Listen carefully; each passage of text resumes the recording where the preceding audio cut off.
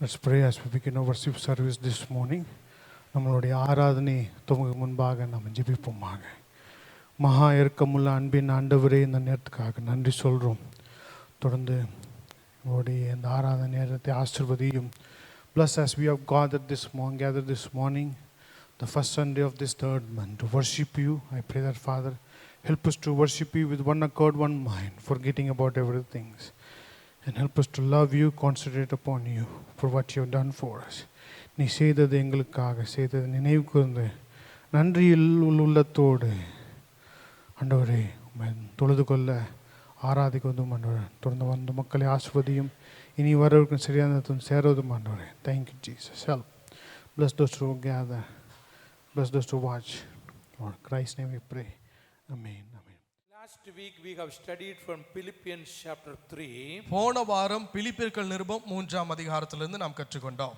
And I have told you chapter 1 speak about single mind. முதல் அதிகாரம் ஏக சிந்தை ஒரே சிந்தை குறித்து முதல் அதிகாரம் பேசுகிறது. Chapter 2 I told submissive mind. இரண்டாவது அதிகாரம் பேசுகிற காரியம் தேவனுடைய கரத்திலே கீழ்ப்படிந்து அடங்கி இருக்கிற சிந்தை குறித்து பார்க்கிறோம். Third chapter told about spiritual mind. மூன்றாவதாக ஆவிக்குரிய சிந்தை குறித்து 3ஆம் அதிகாரத்திலே பார்க்கிறோம். Why we preach all these things, we may be little more perfect in Christ Jesus. ஏன் இவைகளை பிரசங்கிக்கிறோம்? காரணம் என்னவென்று சொன்னால், கிறிஸ்து இயேசுவுக்குள்ளாய் இன்னும் நாம் நேர்த்தியாய் திகழ வேண்டும் என்பதற்காய் இந்த வேத வாக்கியங்கள் பிரசங்கிக்கப்படுகிறது. That is why the ministry of the word of God. அது நிமித்தமாய் தான் கர்த்தருடைய வார்த்தை என்கிறதான ஒரு பகுதி நம்முடைய ஆராதனையில் ஒரு அங்கமாய் வைத்திருக்கிறோம். All 66 book Bible, if I preach also, may not immediately able to understand. ஒருவேளை வேதாமத்தினுடையதான 66 புத்தகங்கள் உடனடியாக நான் பிரசங்கித்தாலும் உடனடியாக நம்மால் முழுவதையும் ஒருபோதும் புரிந்து கொள்ள இயலாது. Every week what we hear and study so that we may be able to transform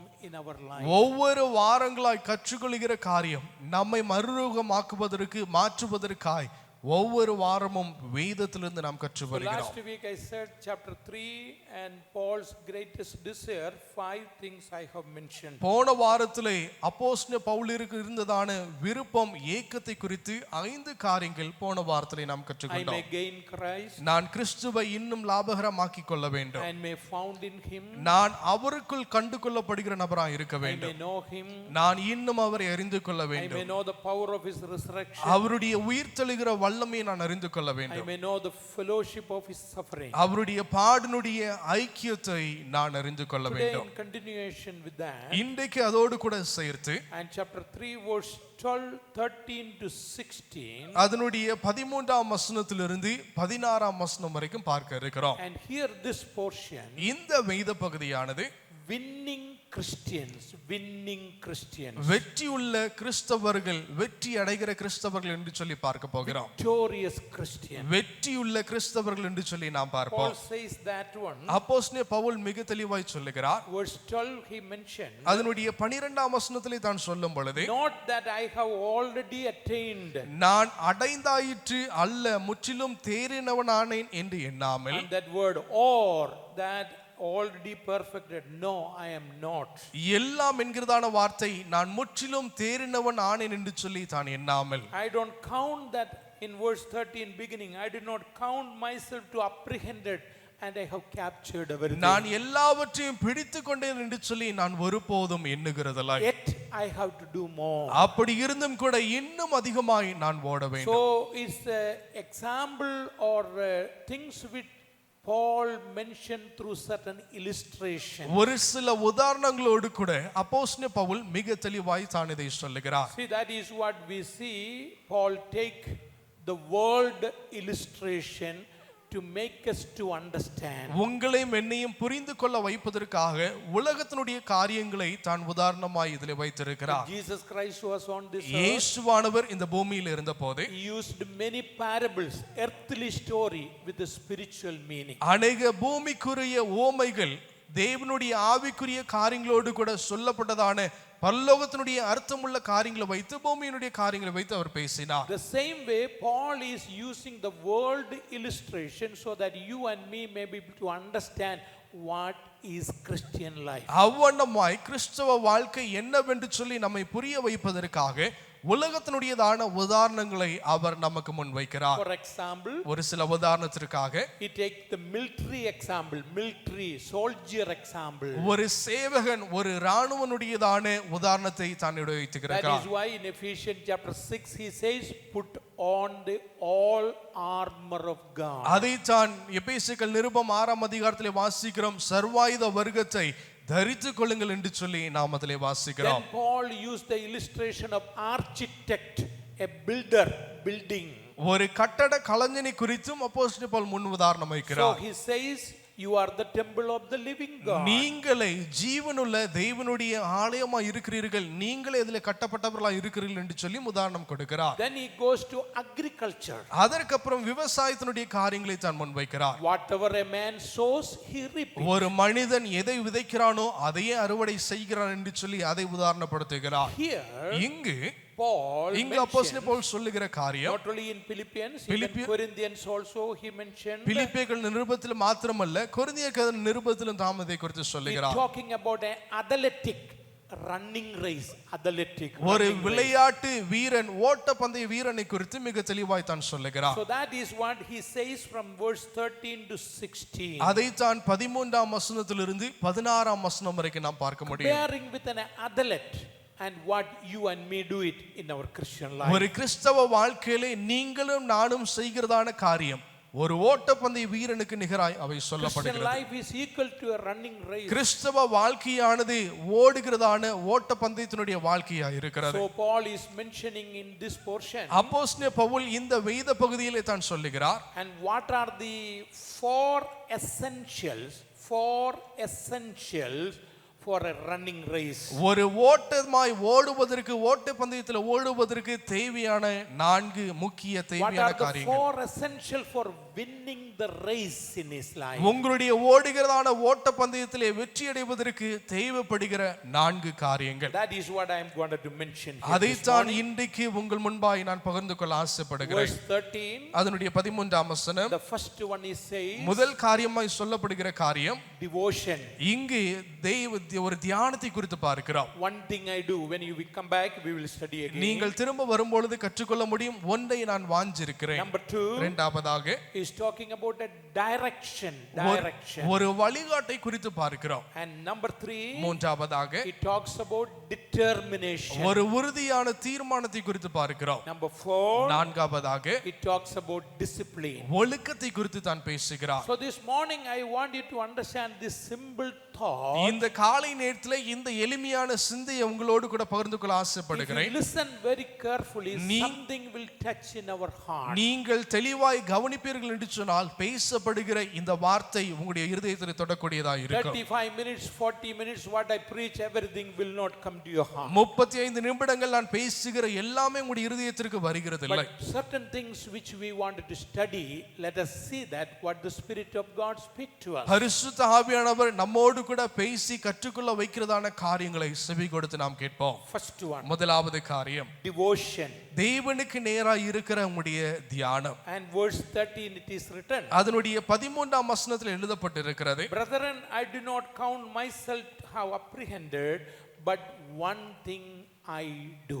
சகோதரரை அதை பிடித்துக் கொண்டேன், நான் எண்ணுகிறதில்லை, ஒன்றை செய்கிறேன் என்று சொல்லி தான் சொல்லுகிறார். You know what is the devotion means? அந்த தியானம் என்பதான அர்த்தம் என்ன? Greatest love for something. ஏதோ ஒரு காரியத்திற்காய் தான் கொண்டிருக்கிறதான மிக சிறந்த ஒரு அன்பு. Or in another example, இன்னொரு உதாரணத்தை நான் சொல்ல வேண்டும் என்றால், a mother take care of the child, devote herself to taking care of the child. ஒரு தாய் தன்னுடைய குழந்தையை பாதுகாப்பதற்காய் தன்னை அதற்காய் பிரித்து கொள்கிறதான ஒரு காரியத்தை And குறிப்பிடுகிறது. that is what Paul is looking for. அதைத்தான் அப்போஸ்தலன் பவுல் நம்மிடத்திலிருந்து எதிர்பார்க்கிறார். Your devotion, one thing I do. That is what the word it is mentioned. இங்கு மிக தெளிவா இந்த வார்த்தை சொல்லுகிறதை, நான் எண்ணுகிறதில்லை, ஒன்றை செய்கிறதை நான் விரும்புகிறேன். One thing I do it. ஒன்று நான் செய்கிறேன். We are all people busy with the various things, nothing completed anywhere else. நம்முடைய வாழ்க்கையில நான் ரொம்ப அலுவலகமா இருக்கிறோம், எல்லாவற்றையும் எடுத்து போட்டு செய்கிறோம், ஒரு காரியத்தையும் நாம் முடிப்பதில்லை. Everything we will put and we will try to do it, but nothing is completed properly. எல்லாம் செய்ய முயற்சிக்கிறோம், எதையும் நாம் பரிபூர்ணமாய் செய்து முடிக்கிறதில்லை. Paul was a man of single purpose. அப்போஸ்தலனாகிய பவுல் ஒரு ஏக சிந்தை, ஒரே சிந்தையுள்ள ஒரு நபராய் தான் You இருந்தார். and me need to be in the same way. நீங்களும் நானும் அவ்வண்ணமாய் நாம் திகழ வேண்டும். One thing is a praise that is important. It is a praise. It is a point that is important in our Christian life. கிறிஸ்தவ வாழ்க்கையிலே மிக முக்கியமான இடம் என்கிறதான ஒரு செயல் நம்முடைய வாழ்விலே கண்டிப்பா இருக்க வேண்டும். When Jesus Christ was on this earth, இயேசுவானவர் இந்த பூமியில இருந்த போதே two people he said certain things. ரெண்டு நபர்களிடத்தில் தேவன் இந்த காரியத்தை அவர் I சொன்னார். will take 4 reference for different things talking about one thing. ஒரு காரியத்தை குறித்து ஒன்றையே குறித்து பேசுவதற்காய் 4 வேத வசனங்களை எடுத்துக்கொள்ள வேண்டும் என்று சொல்லி விரும்புகிறேன். முதலாவதாக Mark chapter 10 மார்க் எழுதின புத்தகம் அதனுடைய 10ஆம் அதிகாரம் verse 21. அதனுடைய 21ஆம் வசனம். Jesus Christ has said to a young ruler a particular verse. ஒரு அதிபதியின் இடத்தில் இயேசு இந்த வார்த்தையை தான் குறிப்பிடுகிறார். Will you please read that verse? Mark எழுதின சுவிசேஷம் 10ஆம் அதிகாரம். Mark 10 verse 21. மார்க் எழுதின சுவிசேஷம் 10ஆம் அதிகாரம் அதனுடைய 21ஆம் வசனம். இயேசு அவனை பார்த்து அவனிடத்தில் அன்பு கூர்ந்து அவனிடத்தில் அன்பு கூர்ந்து உன்னிடத்தில் ஒரு குறைவு உண்டு. No, it's very clearly he has said it. மிக தெளிவாய் இயேசு அங்கு A குறிப்பிடுகிறார். young ruler came to the Lord and said, what shall I do for inherit the eternal life? ஒரு அதிபதி இயேசுவினிடத்தில் வந்து நித்திய வாழ்க்கை சுதந்தரித்துக் கொள்வதற்கு நான் என்ன செய்ய வேண்டும் என்று சொல்லி இயேசுவினிடம் கேட்டார். I am doing so and so thing. நான் எல்லா நல்ல காரியங்களையும் நான் செய்கிறேன். I have done this, I have done that. இத்தனை நல்ல காரியங்கள் என்னுடைய வாழ்விலே நான் செய்து He பூரணப்பட்டிருக்கிறேன். exaggerated himself what he has done. அவன் செய்த நற்கிரியைகளை இயேசுவுக்கு முன்பதாய் அவன் உயர்த்தினான். Lovingly the Lord looked on him. இயேசு அவனிடத்தில் அன்பு கூர்ந்து அவனை பார்த்து A simple word. அவனிடத்தில் ஒரு வரியை குறிப்பிடுகிறார். One thing thou உன்னிடத்தில் ஒரு குறைவுண்டு என்று சொல்லி கர்த்தர் This பேசினார். morning, let me tell you, believers, இந்த காலை நேரத்தில் விசுவாசிகளே நான் அதை சொல்ல if you are விரும்புகிறேன். a person thinking that you have attained, you have done everything perfectly, the Lord point out, son and daughter, one thing is lacking in your life. நீங்கள் எல்லாவற்றையும் நேர்த்தியாய் செய்துவிட்டேன் என்று சொல்லி எண்ணிக்கொண்டு இருப்பீர்கள் என்று சொன்னால், மகனே மகளே, உன்னிடத்தில் ஒரு குறைவு என்று சொல்லி கர்த்தர் பேசுகிறார். Your devotion to the Lord may be lacking. உங்களுடைய வாழ்விலே தேவனுக்கு நேராய் நீங்கள் கொண்டிருக்க வேண்டியதான உங்களுடைய அனுதினமான தியானம் நீங்கள் குறைபடுகிறவர்களா I இருக்கிறீர்கள். do not know what is that. அது என்னவென்று சொல்லி எனக்கு If the தெரியாது. Spirit of God speak in your heart, understand. ஒருவேளை பரிசுத்த ஆவியானவர் உங்களோடு கூட பேசுவார் என்று சொன்னால் நீங்கள் புரிந்து கொள்ள This is my வேண்டும். personal advice இது for you. என்னுடைய தனிப்பட்ட ஆலோசனையாக இருக்கிறது. And I say very clearly, if something is lacking, God point out, clear it and make it. உங்களுடைய வாழ்விலே காரியங்கள் குறைபடும் பொழுது தேவன் பேசுகிறார், குறைவுகளை நீங்கள் சரிப்படுத்திக் கொள்ளுங்கள். Number 2. இரண்டாவதாக John's Gospel chapter 9 யோவான் சுவிசேஷம் அதனுடைய 9ஆம் அதிகாரம் and verse 25. அதனுடைய I'm sorry, Luke Gospel chapter 10 verse 42. லூக்கா புஸ்தகம் அதனுடைய 10ஆம் அதிகாரம் அதனுடைய 42ஆம் வசனம். John's Gospel, I'll come afterwards. Luke chapter 10 verse 42. லூக்கா புஸ்தகம் 10ஆம் அதிகாரம் அதனுடைய 42ஆம் வசனம். Yes, read it please. தேவையானது ஒன்றே. மரியாள் தன்னை விட்டு எடுபடாத நல்ல பங்கை தெரிந்து கொண்டாள். One thing is needful, one thing is needful. தேவையானது ஒன்றே ஒன்று என்று வாசிக்கிறோம். Jesus said, this is a famous story, everybody heard it many times. This is Jesus said to Martha, you are worried with various things, but one thing is needed in your life. மார்த்தாளை பார்த்து இயேசு நம்மை சொன்னார், நீ अनेक காரியங்களை குறித்து கவலைப்படுகிறாய், வாழ்விலே தேவையானது ஒன்று என்று சொல்லி இயேசு குறிப்பிடுகிறார். Including me, you and me, we worry with various things. உங்களோடு கூட என்னையும் சேர்த்து अनेक காரியங்களை குறித்து நாம் கவலைப்படுகிறவர்களாக People will இருக்கிறோம். say that don't worry, don't worry, don't worry. It is easy to say that. கவலைப்படாதீங்க கவலைப்படாதீங்க என்று சொல்லி சொல்லுவது நமக்கு இலகுவான ஒரு But காரியம். it comes in our mind. நம்முடைய சிந்தையில் அது வரும் So பொழுது the Lord is reminding us. தேவன் நம்மை நினைவுபடுத்துகிறார். And Martha, as you and me, like Martha, worried about various things. One thing is needed, sitting at the feet of Jesus. மார்த்தாளை மாதிரி अनेक காரியங்களுக்காய் கவலைப்படுகிறவர்களாக இருக்கிறோம். தேவன் எண்ணுகிறதான காரியம் ஒன்றே ஒன்று, தேவனுடைய பாதபடியிலே அமர்ந்திருக்க வேண்டும் என்று கர்த்தர் The விரும்புகிறார். more you sit at the feet, you will taste and see how he is good. நீங்கள் எந்த அளவுக்கு தேவனுடைய பாதபடியிலே அமர்ந்து காத்திருக்கிறீர்களோ, கர்த்தர் நல்லவர் என்பதை நீங்கள் ருசித்து So பார்க்க two முடியும். places Christ himself have told two different people. இந்த ரெண்டு இடங்களிலும் ரெண்டு வித்தியாசமான நபர்களிடத்திலும் ஒன்றை ஒன்று என்று சொல்லி இயேசு மிக தெளிவாய் Now குறிப்பிடுகிறார். look into another one, John's Gospel chapter 9. யோவான் புஸ்தகம் 9ஆம் அதிகாரத்துக்கு நேராக உங்களுடைய வேதாமத்தை திருப்பிக் கொள்ளுங்கள். In verse 25. அதனுடைய 25ஆம் வசனம். John's Gospel 9:25. யோவான் புஸ்தகம் 9ஆம் அதிகாரம் அதனுடைய 25ஆம் வசனம். And here the blind man who received the sight, giving a proper reply to the people, those who come with criticism to find fault. இங்கு குருடனாய் இருந்த ஒருவன் பார்வை அடைந்து கொண்டான். குற்றம் கண்டுபிடிக்க வந்த நபரிடத்தில் அங்கு தெளிவான ஒரு பதிலை இந்த குருடன் பார்வை அடைந்த பிறகு தான் சொல்லுகிறான். Sadducees and Pharisees try to find a fault. What this man has done it? Who has healed you? Who is that man? Is a sinner? Where is he come from? சதுசேயர்கள் பரிசேயர்கள் வருகிறார்கள். உன்னை சுகப்படுத்தினது யார்? அவர் பாவியா? எங்கிருந்து வந்தார் என்கிறதான கேள்வியை அந்த குருடனிடத்தில் அவர்கள் முன்வைத்தார்கள். Blind man has given a very clear answer to those people. I do not know what you say, but one thing I know. Once I was blind, now I see. அதிலே அவன் பார்வையடைந்த பிறகு சொல்லுகிறான், இப்பொழுது நான் காண்கிறேன், நான் குருடனாய் இருந்தேன், இப்பொழுது காண்கிறேன் என்கிற பதிலை அவன் அவர்களுக்கு முன்வைக்கிறான். Believers, your testimony should be that. உங்களுடைய சாட்சி எதுவாய் இருக்க வேண்டும். And when people talk about different things, அநேக காரியங்களை குறித்து மக்கள் I பேசலாம். did not know any of those things. இவை எல்லாம் எனக்கு ஒன்றும் தெரியாமல் I இருக்கலாம். know whom I have believed. I know that he is my friend, and he is. And once I was down, completely gone, but today I see. And I was blind, today I see. விசுவாசித்தவர் இன்னார் என்று சொல்லி நான் அறிந்திருக்கிறேன். குருடனாய் இருந்தேன், இப்பொழுது என்னால் பார்க்க முடிகிறது என்பது அவனுடைய பதிலாக இருந்தது. This morning, can you give that proper testimony in your life? Once I was sick, completely bedridden, but today I am able to walk. ஒரு காலத்திலே படுக்கையா இருந்தேன், இன்றைக்கு தேவன் என்னை நடக்க செய்திருக்கிறார் என்று சொல்லி சாட்சி கொடுக்க முடியும். Once I was completely and it is completely downtrodden with various things, maybe because of sickness, debt, complication, family problem, but now I know today I am all right in Christ. ஒரு காலத்திலே கடனினாலும் வியாதியினாலும் மறு செயலினாலும் மூழ்கப்பட்டவனாய் இருந்தேன், இன்றைக்கு கிறிஸ்துவினாலே மீட்கப்பட்டவனாய் இருக்கிறேன் என்கிறதான ஒரு சாட்சி உங்களால் கொடுக்க முடியுமா? Look into one more verse. இன்னொரு வசனத்தை கூட பாருங்கள்.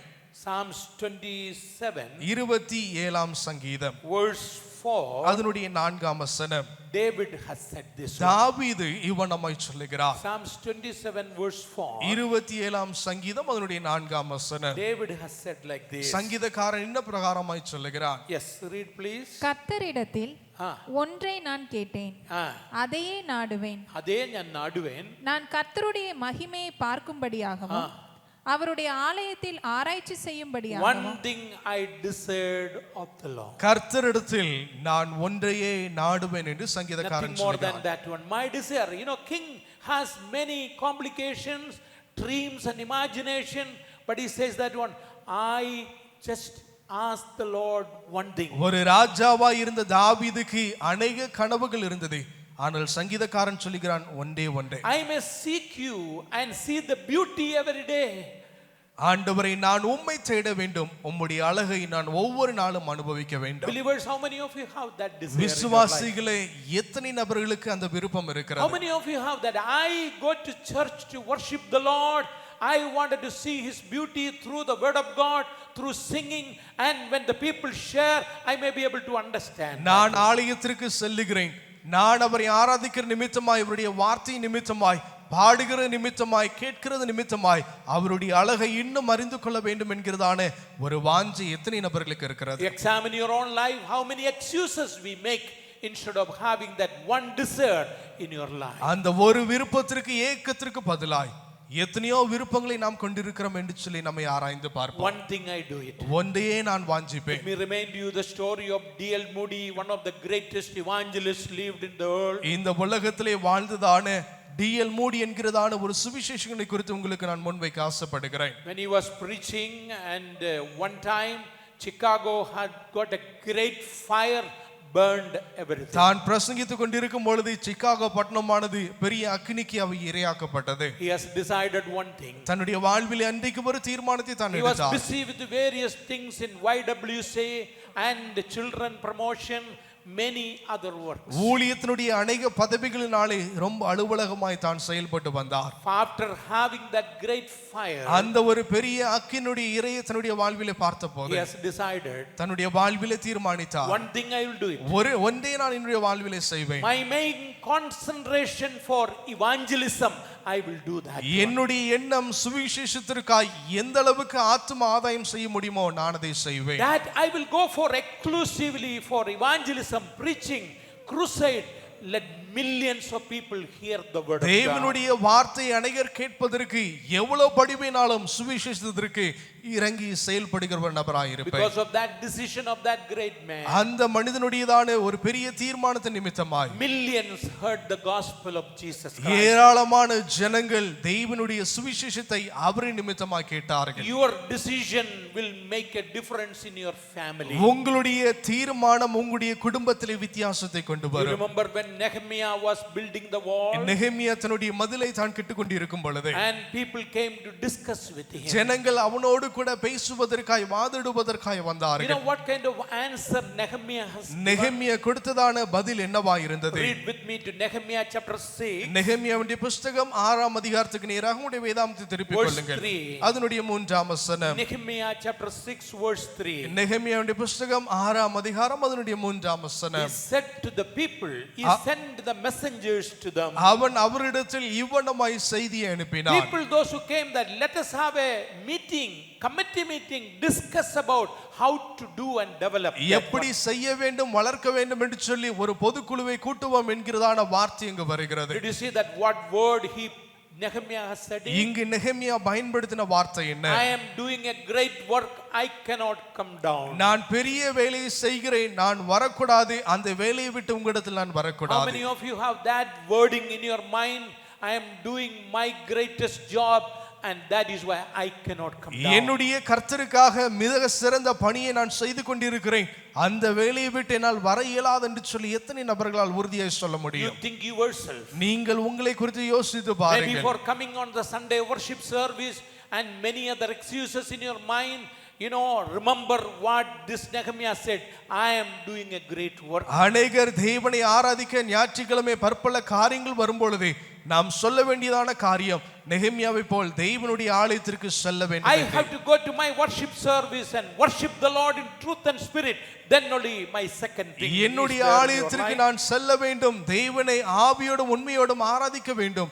மீதமுள்ள காரியங்கள் அதற்கு Your பிறகுதான். devotion to the Lord, one thing I do it. That is what Paul says. தேவனுக்கு நேரா இருக்கிற உங்களுடைய தின தியானம் ஒன்றையே நான் வாஞ்சிக்கிறவனா Believers, இருக்கிறேன். if you let your devotion to the greatest love to the Lord, you will be able to see the difference in your family, in your life and in your business, whatever it may be. உங்களுக்கு ஒன்றையே வாஞ்சிக்கிற தின தியானம் இருக்கும் பொழுது உங்களுடைய குடும்பமா இருக்கட்டும், தொழிலா இருக்கட்டும், தேவன் அதில் ஆசீர்வாதங்களை கொடுக்கிறார். Number 2. இரண்டாவதாக, Not only the devotion that for running race in order to win that. வெற்றியை சுதந்திரித்துக் கொள்வதற்காய் ஓடுகிற ஓட்டப்பந்தயத்திலே தியானம் மாத்திரமல்ல. Number 2. இரண்டாவதாய் Look பார்க்கக்கூடிய at காரியம் verse 30. அதனுடைய 13ஆம் வசனத்தை The பாருங்கள். second part it says. அதனுடைய இரண்டாவது பகுதி என்ன பிரகாரமாய் சொல்லுகிறது? First one thing I do.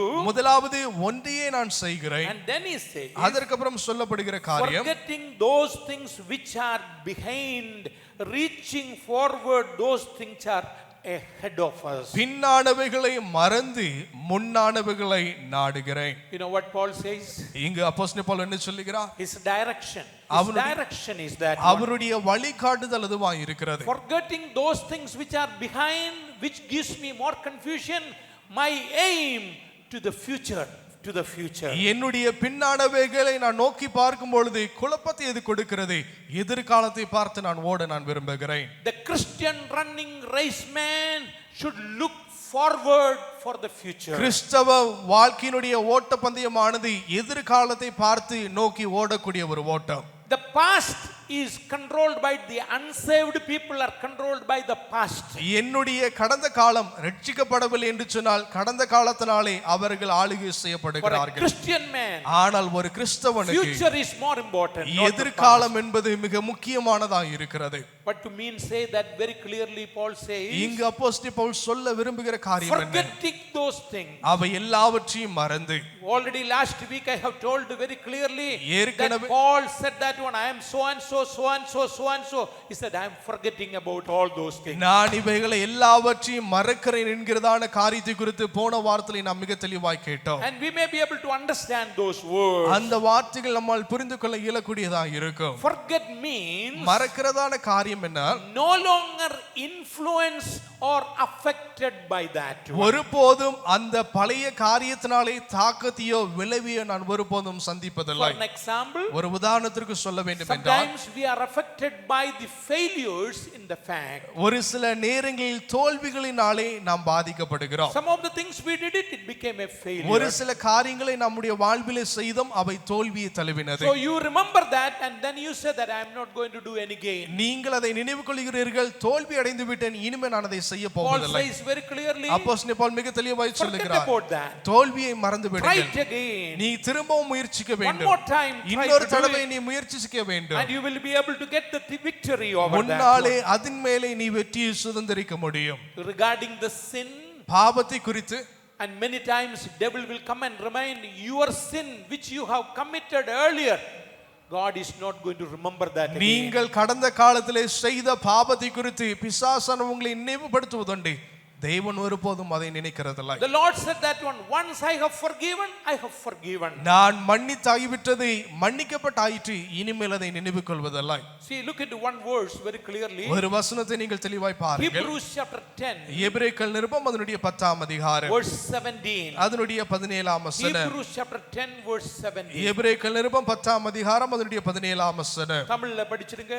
அவர்களுடைய பாவங்களையும் அவர்களுடைய அக்கிரமங்களையும் நான் இனி நினைப்பதில்லை என்பதை The Lord has promised very clearly, I will not remember their sin and their iniquities anymore. தேவன் அவர்களுக்கு வாக்கு கொடுத்தார், இனிமேல் அவருடைய பாவத்தையும் அக்கிரமத்தையும் நான் நினைவு This கொள்வதில்லை. morning let me tell you, if you are a person really confessed and accept the Lord Jesus Christ, He has forgiven all your sin. நீங்கள் பாவத்தை அறிக்கை செய்து இயேசுவை ஏற்றுக்கொண்டீர்கள் என்று சொன்னால் உங்களுடைய எல்லா பாவத்தையும் தேவன் But மன்னித்திருக்கிறார். if you have not confessed clearly to the Lord, ஆனால் நீங்கள் தெளிவாய் தேவனிடத்தில் அறிக்கை செய்யவில்லை என்றால் and that is a botheration, it will bother you every time. அந்த பாவம் உங்களை எப்பொழுதும் வருந்த செய்ய வைக்கக்கூடியதாகவே அவை இருந்து கொண்டிருக்கும். If a person come to the ஒரு Lord நபர் இயேசுவுக்கு நேராய் வந்த and பிறகு confess his sin, அவனுடைய பாவத்தை அறிக்கை செய்த பிறகு the Lord says very clearly, கர்த்தர் மிக தெளிவாய் சொல்லுகிறார், I will remember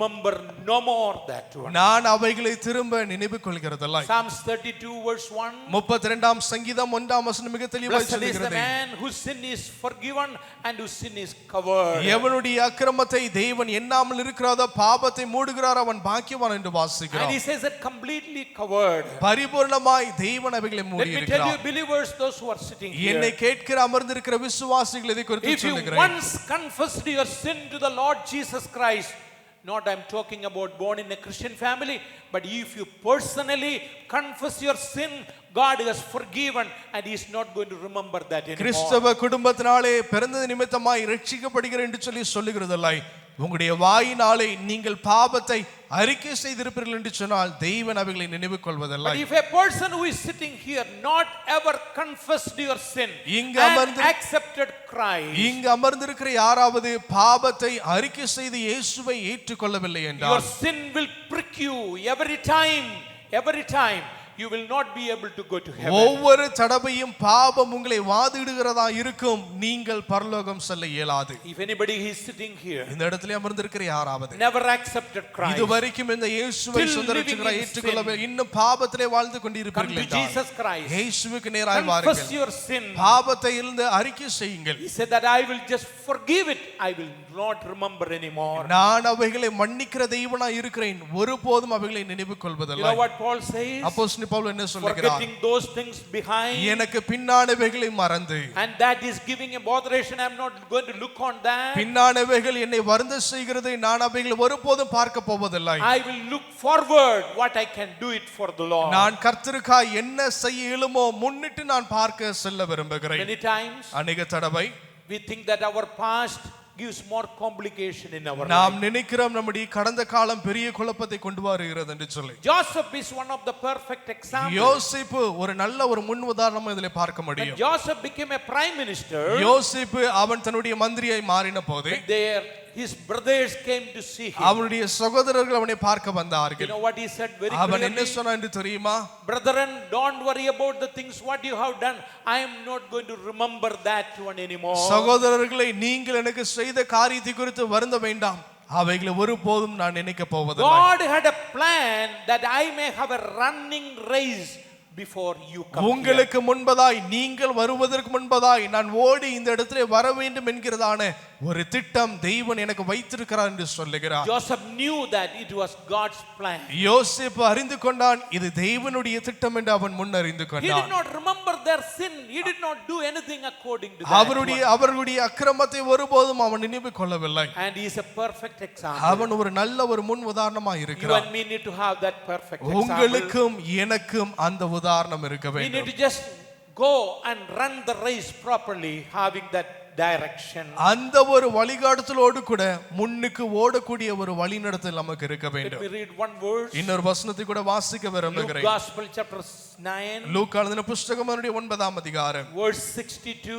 அதனுடைய 62ஆம் வசனம். Luke chapter 9 verse 62. லூக்கா எழுதின புத்தகம் 9ஆம் அதிகாரம் 62ஆம் வசனம். And Jesus Christ has said this words very இந்த clearly. வசனத்தை ஆண்டவர் இயேசு கிறிஸ்து மிக தெளிவாய் சொல்லுகிறார். Jesus said to him, இயேசு அவனை பார்த்து, no man have put his hand to the plow and looking back, and is it for kingdom of God? கலப்பையின் மேல் for kingdom of than God. கையை வைத்து பின்னிட்டு பார்க்கிற எவனும் தேவனுடைய ராஜ்யத்திற்கு தகுதியுள்ளவன் அல்ல. You are not worthy if you turn back. நீங்கள் பின்னிட்டு திரும்பி பார்க்கும் பொழுது நீங்கள் தகுதியானவர்களாய் இருப்பதில்லை. Example in the Old Testament about Lot's wife, it is a perfect பழைய example. ஏற்பாட்டிலே உதாரணத்தை பார்க்கிறோம். லோத்தினுடைய துணைவியாரை குறித்து பார்க்கிறோம். My dear believers, என்னுடைய let விசுவாசிகளே, us look forward. முன்னிட்டு பார்க்கிறவர்களாய் இருப்போம். And forward running race, that is முன்னாடி what important needed. முன்னுக்கு பார்த்து ஓடுகிறவர்களாய் இருப்போம். That is the direction we need. அந்த ஒரு வழிகாட்டு ஒரு நோக்கம் நமக்கு Forgetting இருக்கணும். those things which are behind. நமக்கு பின்னானவைகளை மறந்து You can remember the things what blessing God has given you, that encourage you many times, but don't remember the failures and you cannot run forward. தேவன் உங்களுக்கு கொடுத்ததான ஆசீர்வாதங்கள் நீங்க திரும்பி பார்த்து உற்சாகம் அடையலாம். தோல்வியை பார்த்து ஒருபோதும் பின்னிட்டு திரும்பி பார்க்கிறவர்களாய் இருக்க I கூடாது. often say this word, இந்த வார்த்தை எப்பொழுதும் சொல்வதுண்டு. don't worry about the spilled milk. ஏற்கனவே சிந்தி பாழாய் போன பாலை குறித்து நீ கவலைப்பட Milk வேண்டாம். was in my hand, it is spilled. கையிலே பால் இருந்தது, அது கீழே தெரியாமல் கொட்டி விட்டது. I cannot gather again. திரும்ப that அந்த one. பாலை என்னாலே திரும்ப I சேர்க்க cannot இயலாது. take it back. அதை ஒருபோதும் திரும்ப எடுக்க இயலாது. No use. அதுல எந்த பயனும் இல்லை. What I should do it? நான் என்ன செய்யணும் அதுக்கு பதிலா? Hereafter that milk should not spilled from my hand. இதற்கு That's all I have to அப்புறம் do. அந்த பால் சிந்தாமல் என்னுடைய கரத்திலிருந்து நான் பார்த்துக் Don't கொள்ள worry வேண்டும். about what happened. Now let us forward looking and the aim of that. சிந்தப்பட்ட பாலை குறித்து கவலைப்படாமல் இனிமேல் சிந்தாமல் பார்த்து கொள்ள வேண்டும் என்று சொல்லி முன்னுக்கு ஓடுகிறவர்களாய் இருக்க Two things வேண்டும். I have told you. ரெண்டு காரியங்கள் சொல்லி ஆகிவிட்டது. Your devotion. தேவனுக்கு நேராக உங்களுக்கு இருக்கிற Number two, தியானம். your direction. இரண்டாவது அவருடைய வழிகாட்டுதல். Number three, மூன்றாவதாக determination. நீங்கள் கொண்டிருக்க வேண்டியதான அந்த உறுதியான தீர்மானம். தீர்மானம், that is exact. Your determination will make the difference. உங்களுடைய தீர்மானம் வித்தியாசங்களை கொண்டு வரும். Look into verse 14. அதனுடைய 14ஆம் வசனத்தை Verse பாருங்கள். 14 is very clear. அதனுடைய 14ஆம் வசனம் தெளிவாய் சொல்லுகிறது. I press toward the goal for the prize of the upward call of God in Christ Jesus. பரம அழைப்பின் பந்தய பொருளுக்காக லெக்கை நோக்கி தொடர்ந்து ஓடுகிறேன். You know what Paul says? That அப்போஸ்தலன் பவுல் என்ன determination? சொல்லுகிறார்? அந்த தீர்மானம் என்னவென்று சொல்லி, I press toward the goal. அந்த என்னுடைய பந்தய பொருளுடைய லெக்கை நோக்கி நான் ஓடுகிறேன். Athletics, ஒரு விளையாட்டு வீரன், and his aim is the finishing line point. அவனுடைய எண்ணம் தன்னுடைய ஓடுகிறதான ஓட்டப்பாதையிலே எல்லை கோடிலே அதுதான் அவனுடைய நோக்கமாக இருக்க வேண்டும்.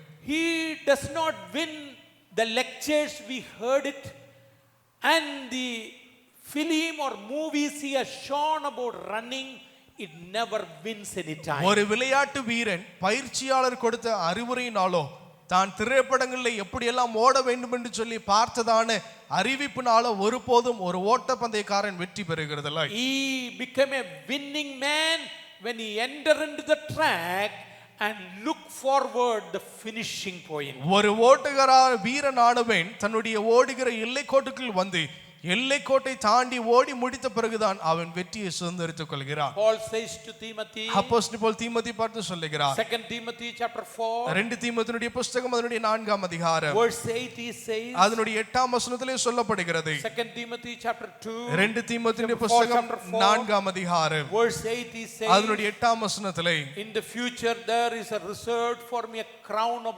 righteousness which the Lord the righteous judge will give me on that day, not only to me but all those who have loved of his appearance. இது முதல் நீதியின் கிரீடம் எனக்காய் வைக்கப்பட்டிருக்கிறது, நீதியுள்ள நியாயாதிபதியாய் கர்த்தர் அந்நாளிலே அதை எனக்கு Listen தந்தருளுவார். very carefully. மிக கவனமாய் A கவனியுங்கள். runner is always looking for that prize.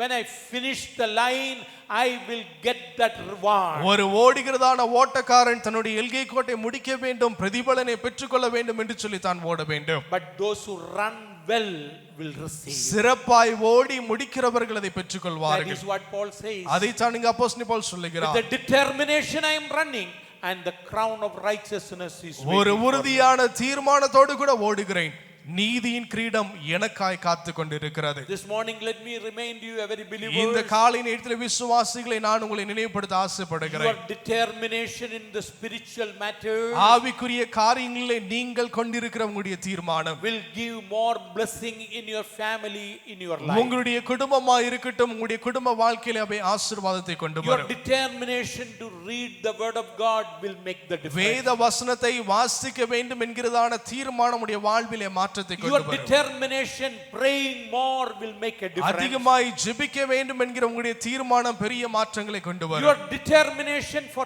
giving to the Lord, not for showing somebody else, but that will make a difference. தேவனுக்காய் கொடுக்க வேண்டும், காண்பிப்பதற்காக அல்ல என்கிற உங்களுடைய தீர்மானம் உங்களுடைய வாழ்விலே Your மாற்றத்தை கொண்டு வரும். determination to win the souls, give a tract to somebody else, visit a house and pray and do something. உங்களுடைய வாழ்விலே ஆத்தும ஆதாயம் செய்ய வேண்டும் என்கிறதான உங்களுடைய தீர்மானம் பெரிய மாற்றத்தை உங்களுடைய வாழ்விலே கொண்டு வரும். Your determination. உங்களுடைய தீர்மானம். My determination will not change the church attitude. என்னுடைய தீர்மானம் ஒருபோதும் சபையினுடைய செயல்பாட்டை ஒருபோதும் மாற்றுவதில்லை. That will make a difference in my life. அது என் வாழ்க்கையில தான் மாற்றத்தை கொண்டு வரும். If I read the Bible, I am blessed by நான் that. வேதத்தை வாசிப்பேன் என்றால் நான் If I give to the ஆசீர்வதிக்கப்படுகிறேன். Lord, I am blessed then. My நான் family தேவனுக்கு blessed. கொடுப்பேன் என்று சொன்னால் தேவன் என்னை ஆசீர்வதிக்கிறார், என் குடும்பத்தை ஆசீர்வதிக்கிறார். That will not make that you have to make a difference. அது என்னுடைய ஆசீர்வாதம் உங்களுடைய வாழ்வில் வித்தியாசத்தை கொண்டு வருவதில்லை, நீங்கள் வித்தியாசத்தை கொண்டு வர வைக்க Your வேண்டும். determination press toward the goal is your aim.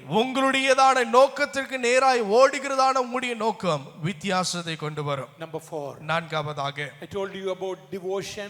தியானத்தை குறித்து சொன்னேன், I told you about direction. வழிகாட்டுதலை குறித்து சொன்னேன், I told you about determination. உறுதியான தீர்மானத்தை குறித்து சொன்னேன். The last one is another important thing. நான்காவதாய் சொல்லப்படுகிற இன்னொரு முக்கியமான ஒரு காரியம் Discipline. ஒழுக்கம். Discipline. ஒழுக்கம் Look at தேவைப்படுகிறது. chapter 3 verse 15 and 16. மூன்றாம் அதிகாரம் அதனுடைய 15-16 வசனங்களை In பாருங்கள். verse 16 that word is very clear. அதனுடைய 16ஆம் வசனத்தில் மிக தெளிவாய் சொல்லுகிறது. And it is says that very clear when we have already attained, let us walk by the same rule. Did you see that? அது முதல் ஒரே ஒழுங்காய் நடந்து கொண்டு ஒரே சிந்தையாய் இருப்போமாக. Let us run by the same rule. ஒரே ஒழுக்கத்தோடு கூட நாம் ஓடுகிறவர்களாய் இருப்போம். Listen very carefully. மிக கவனமாய் கவனிங்க. A running race man, ஒரு விளையாட்டு வீரனானவன் he ran hard and got the prize, but if it is not according to the rule, he is disqualified. ஒரு ஓட்டப்பந்தய வீரனானவன் தான் ஓடி எல்கைக்கோட்டை கடந்தாலும் சரியான சட்டத்தின்படி அவன் ஓடவில்லை என்று சொன்னால் அவனுக்கு வெகுமதிகள் கிடைப்பதில்லை. Many of you run. அநேகர் நாம் ஓடுகிறோம். But we don't do according to the rules. ஆனால் நாம் விதிமுறைகளின்படி நாம் We செயல்படுகிறதில்லை. look who is behind, we look that side, look this side. இந்த பக்கம் அந்த பக்கம் பின்னாடி யார் வருகிறார் என்று சொல்லி பார்த்து போடுகிறோம். You should do according to the rules and regulations of the athletics. நீங்கள் ஒரு விளையாட்டு வீரன் செய்ய வேண்டியதான விதிமுறைகளுக்கு உட்பட்டவர்களாக இருக்க வேண்டும். In 1912, 1912ஆம் வருடத்துல Jim was one of the greatest athletic man. Greatest man got many medals, United States of America. அமெரிக்க ஐக்கிய நாடுகளிலே ஜிம் என்கிறதான ஒரு விளையாட்டு வீரன் அநேக பதக்கங்களை தான் பெற்றுக்கொண்டார். He became a hero. அவன் சிறந்த நாயகனாய் திகழ ஆரம்பித்தான். After some time, ஒரு சில காலங்களுக்கு பிறகு the officials searched all his background. அவனுடைய பின்னணியை அதிகாரிகள் பரிசோதித்தார்கள். When they found that he never did according to the rules of the program or athletics. அவன் செய்ததான காரியம் விளையாட்டு துறைக்கு விதிமுறைகளுக்கு அப்பாற்பட்டதான காரியத்தை அவன் செய்திருந்தான் என்று சொல்லி கண்டு கொண்டார்கள். They have asked him to return all the gold medals, all the certificates, all the things which was high in his life. அவனுக்கு எவைகள் எல்லாம் வெகுமதிகளாய் கொடுக்கப்பட்டதோ அவை எல்லாம் அவனுடைய கரத்திலிருந்து பறிக்கப்பட்டது. My dear believers, என்னுடைய விசுவாசிகளே, if you don't run according to the rules, நீங்கள் விதிமுறைகளின்படி நீங்கள் ஓடவில்லை you might என்றால் have run and got it and cheating somebody else, cheating somewhere else, but did not do it properly.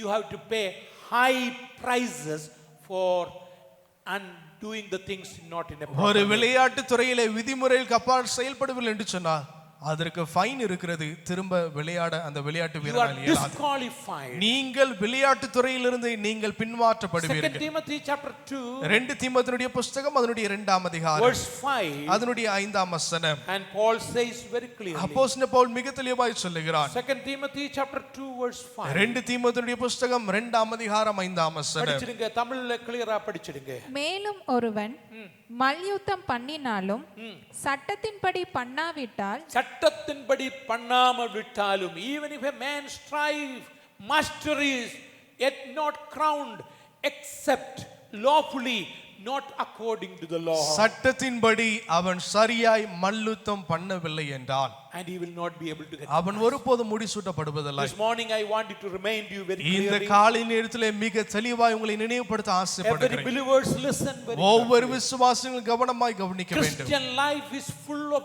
discipline, full of discipline. I am emphasizing that. Christian life is full of discipline. கிறிஸ்தவ வாழ்க்கையானது பரிபூர்ணமும் ஒழுக்கம் நிறைந்த வாழ்க்கையாக இருக்கிறது. It is disciplined according to the word of God. வேத வசனத்தின்படி அவை ஒழுக்கப்படுத்தப்பட்டதாக இருக்கிறது. Believers, let me tell you very clearly. விசுவாசிகளை இதை நான் தெளிவுபடுத்த தென்னந்தெளிவாய் You சொல்லுகிறேன். come to the church and prove yourself you are the best person. நீங்கள் ஆலயத்திற்கு வந்து நிரூபித்து காண்பிக்கிறீர்கள் நான் தான் மிக சிறந்த மனிதர் But outside your life, in the place where you are working, where you are running, and that also count as discipline. நீங்கள் பணி செய்கிற ஸ்தலமாய் இருக்கட்டும் அங்கும் உங்களுடைய ஒழுக்கமானது எண்ணப்படுகிறது. Many people, those who have believed in Christ, those who come to the church, they go with and many unwanted things. அநேகர் சபைக்கு வருகிறவர்களாய் இருந்தாலும் தேவையில்லாத காரியங்களுக்கு பின் செல்கிறவர்களாய் நாம் There இருக்கிறோம். are people, those who, when the wife goes to work, husband go with somebody else. கணவன் வேலைக்கு செல்லும் பொழுது மனைவி வேற யாரோடு கூட செல்லுகிற செயல் நடந்து When the கொண்டிருக்கிறது. husband sit in the house, wife acting like pretending, going to a work, going with somebody else. கணவன் வீட்டிலே இருக்கும் பொழுது மனைவிகள் தவறாய் நடந்து கொள்கிறார்கள். பணி செய்கிற வண்ணமாய் அவர்கள் தவறுதலான இடத்திற்கு நடந்து கொள்வதை You may பார்க்கிறோம். not say that. You may say that nobody knows it what I am doing. World speaks about that. நீங்கள் நினைக்கலாம் நான் செய்கிறது யாரும் பார்க்கிறதில்லை. உலகம் அதை குறித்து பேசுகிறது. God sees that very தேவன் clearly. எல்லாவற்றிற்கும் மேல இதை Your காண்கிறார். life should be disciplined according to the word of God. உங்களுடைய வாழ்க்கை தெய்வ வசனத்தின்படி ஒழுக்கப்படுத்தப்பட்டதா இருக்க வேண்டும். Don't play with God anytime. ஒருபோதும் தெய்வனோடு கூட நீங்கள் விளையாட வேண்டாம். God is not according to your convenience acting. My dear friends, don't play with God. உங்களுடைய சூழலுக்கேற்ப அவர் மாற்றிக்கொள்ளப்படுகிற மாறுகிற தெய்வனாய் அவர் ஒருபோதும் திகழ்கிறதில்லை. Your life has to be disciplined. உங்களுடைய வாழ்க்கை ஒழுக்கப்படுத்தப்பட Not வேண்டும். you born again, baptized, and then once in a blue moon come, and whenever you wanted to just play and act differently, God doesn't please in that. ரட்சிக்கப்பட்டிருக்கிறேன், இயேசுவை ஏற்றுக்கொண்டிருக்கிறேன், ஞானஸ்நானம் எடுத்திருக்கிறேன், ஏதோ ஒரு வருடத்திலே ஒரு தடவை சபைக்கு வருகிறேன், விரும்புகிறபடி வாழ்கிற ஒரு வாழ்க்கை ஒழுங்கான வாழ்க்கை அல்ல. Let me repeat again. திரும்பவும் இதை சொல்லுகிறேன், Don't play with God. தேவனோடு கூட விளையாடாது It is இருப்போம். dangerous. அவை ஆபத்தானவை. Your life is a disciplined life. உங்களுடைய வாழ்க்கை ஒழுக்கத்தினுடைய வாழ்க்கையாக If you are இருக்கிறது. disciplined here, you will be disciplined in your house. நீங்கள் இங்கு ஒழுக்கமாய் இருப்பீர்கள் என்றால் உங்களுடைய வீடுகளில் ஒழுக்கமாய் You will be இருப்பீர்கள். disciplined in your office. நீங்க உங்களுடைய அலுவலகத்திலும் ஒழுக்கமாய் The working இருப்பீர்கள். place, you will be நீங்கள் disciplined. பணி செய்கிற ஸ்தலத்திலும் ஒழுக்கமாய் இருப்பீர்கள். There are people still do that. இன்னும் ஜனங்கள் இதை செய்வதுண்டு. There were one family which was in the church years before. I have found the wrong thing what they are doing. ஒரு குடும்பம் சபையில் இருந்ததை நான் கண்டு கொண்டேன். அவர்கள் செய்கிற காரியம் தவறு என்று சொல்லி நான் அறிந்து கொண்டேன். Don't just play with God. தேவனோடு கூட ஒருபோதும் விளையாடாமல் This இருங்க. morning let me tell you, if you are a Christian man, you are in a running race. இந்த காலை நேரத்தில் நீங்கள் கிறிஸ்தவர்களாய் கிறிஸ்துவுக்குள் இருப்பீர்கள் என்றால் நீங்கள் ஓட்ட பந்தயத்தில் இருக்கிறீர்கள். Those four essential things you need to just take care of in your life. இந்த நான்கு காரியங்கள் வெற்றியை சுதந்திரிப்பதற்கு உங்களுடைய வாழ்விலே தேவை. Your devotion to the Lord. தேவனுக்கு நேரா இருக்கிற உங்களுடைய தியானம். Your direction from the Lord. தேவனிடத்திலிருந்து நீங்கள் பெற்றுக்கொள்கிற Your determination. நீ உங்களுடைய உறுதியான தீர்மானம், your disciplined life. உங்களுடைய ஒழுங்கான வாழ்க்கை. Let me finally close with one word. கடைசியாக ஒரு வசனத்தோடு கூட முடித்துக் கொள்ள விரும்புகிறேன். Hebrews chapter 12. எபிரேயர்கள் நிருபம் 12ஆம் அதிகாரம் verse 1 and 2. அதனுடைய முதல் 2 வசனங்கள். Hebrews chapter 12 verse 1 and 2. எபிரேயர்கள் நிருபம் 12ஆம் அதிகாரம் முதல் 2 வசனங்கள் very clearly saying. மிக தெளிவாய் சொல்லப்படுகிறது. Please read that. நாம் அதை வாசிக்க கேட்போம். ஆகையால் மேகம் போன்ற இத்தனை திரளான சாட்சிகள் நம்மை சூழ்ந்து கொண்டிருக்க பாரமான யாவற்றையும் நம்மை சுற்றி நெருங்கி நிற்கிற பாவத்தையும் தள்ளிவிட்டு விசுவாசத்தை துவக்குகிறவரும் முடிக்கிறவருமாய் இருக்கிற இயேசுவே நோக்கி. This morning if you don't understand what I preached all this time, let me tell you that verse, and let us run the race looking at the author and finisher of Jesus Christ and see that one, and well you do the thing. இந்த காலை நேரத்திலே பேசின எந்த வார்த்தை உங்களுக்கு புரியாமல் இருக்கும் என்றாலும் இந்த வார்த்தை உங்களை தொடக்கூடியதா இருக்கட்டும். உங்களுடைய விசுவாசத்தை துவக்குகிற முடிக்கிறவமா இருக்கிற கர்த்தரை நோக்கி பார்த்து நீங்கள் ஓடுகிறவர்களாய் இருக்க வேண்டும். Don't proud in your life having that I am okay everything and everything is over, 1 month over and everything is okay. But let me tell you one thing, in the month of March, think that let us look unto him, run the race, finish well. எல்லாம் சீரா இருக்கிறது என்று சொல்லி எண்ணிக்கொள்ள வேண்டாம். உங்களுடைய விசுவாசி துவக்கினதான கர்த்தரை நோக்கி பார்த்து இந்த மாதம் முன்பாய் ஓடக்கூடியவர்களாய் இருங்கள். I wanted you run the race running well. நீங்கள் உங்களுடைய ஓட்டத்தை சிறப்பாய் ஓட வேண்டும் என்று சொல்லி விரும்புகிறேன். Where is your devotion to the Lord? தேவனுக்கு நேராக இருக்கிற உங்களுடைய தியானம் எங்கே? Where is your direction from the Lord? தேவன் காட்டுகிறதான வழிகாட்டிலிருந்து நீங்கள் எங்கு நின்று கொண்டிருக்கிறீர்கள்? Where is your determination? உங்களுடைய தீர்மானம் கர்த்தருக்கு நேராக எந்த அளவுக்கு இருக்கிறது? What about your discipline in your Christian life? கிறிஸ்தவ வாழ்க்கையிலே நாம் எந்த அளவுக்கு ஒழுங்காய் நாம் வாழ்ந்து கொண்டிருக்கிறோம்? If there is anybody who is sitting here, இந்த இடத்துல அமர்ந்திருக்கிற யாராவது, if you cannot run, that means some besetting sins are there, heavy burden in your life, throw away and come to Jesus Christ, believe in the name of Jesus. கர்த்தருக்காய் ஓட இழுகிறது இல்லையா? பாவம் உங்களை பின்னுக்கு இழுக்கிறதா? அவைகளை விட்டு கர்த்தருக்கு நேராய் ஓடுங்கள். Let's close our eyes. நாம் இருந்த பண்ணமாய் தலைகளை தாழ்த்துவோம். Commit ourselves into the loving hand. நம்மை தாமே நம்முடைய தேவனுடைய கரத்திலே அர்ப்பணிப்போம். கர்த்தரிடத்தில் தெளிவாய் சொல்லுங்க. Help me that in the month of March I may run looking unto you, looking at the author and the finisher. ஆண்டவரே, இந்த மார்ச் மாதத்திலே ஆண்டவரே, எங்களுடைய விசுவாசத்தை துவக்குகிற கர்த்தரை நோக்கி பார்த்து நாங்கள் ஓட எங்களுக்கு உதவி செய்யுங்க. Merciful Lord, loving heavenly Father, கிருபையாய் இறங்குகின்ற எங்கள் அன்பின் பிதாவே, thank you for this morning. இந்த காலை நேரத்துக்கு உமக்கு ஸ்தோத்திரம். Thank you for the word again telling us what we must do. நாங்கள் செய்ய வேண்டிய காரியம் என்னவென்று சொல்லி எங்களோடு கூட நீ திரும்ப பேசுகிற வார்த்தைக்கு ஸ்தோத்திரம். May be able to understand that word. ஒவ்வொரு விசுவாசிகளும் இந்த வார்த்தையை புரிந்து கொள்ளட்டும். Let it help us to run well, Lord Jesus. சிறப்பாய் ஓட நீர் எங்களுக்கு உதவி செய்யுங்க. In this month of March we may look unto Jesus, the author and finisher of our faith. இந்த மார்ச் மாதம் முழுவதும் கர்த்தாவே, எங்களுடைய விசுவாசத்தை துவக்குகிறோம், அதை முடிக்கிறவமாய் கர்த்தரை நாங்கள் நோக்கி பார்த்து ஓட எங்களுக்கு உதவி செய்யுங்க. Lord, help every believers never play with God anymore. ஆண்டவரே, எந்த ஒரு விசுவாசியும் நாங்கள் உமக்கு ஆண்டவரே கீழ்த்தரமான எந்த ஒரு செயலை நாங்கள் செய்து விடக்கூடாது. Continuously guide us. நீர் தொடர்ந்து நீர் எங்களை Bless நடத்துங்க. our going and coming. எங்களுடைய வருகையும் போக்கை நீர் That ஆசீர்வதிங்க. thy name may be glorified. உம்முடைய நாமம் ஒன்றே மகிமைப்பட வேண்டும் Thank you என்று for சொல்லி நாங்கள் listening my ஜெபிக்கிறோம். prayers. என்னுடைய ஜெபத்தை கேட்டதனால் உமக்கு ஸ்தோத்திரம். Jesus Christ's name I pray. இயேசு கிறிஸ்துவின் நாமத்தில் ஜெபிக்கிறோம் எங்கள் ஜீவனுள்ள நல்ல பிதாவே. Amen. எல்லாரும் சேர்ந்து சொல்லுவோமாக. என் ஆத்துமாவே கர்த்தரை ஸ்தோத்திரே, என் முழு உள்ளமே அவருடைய பரிசுத்த நாமத்தை ஸ்தோத்திரே. என் ஆத்துமாவே கர்த்தரை ஸ்தோத்திரே, அவர் செய்த சகல உபகாரங்களை மறவாதே.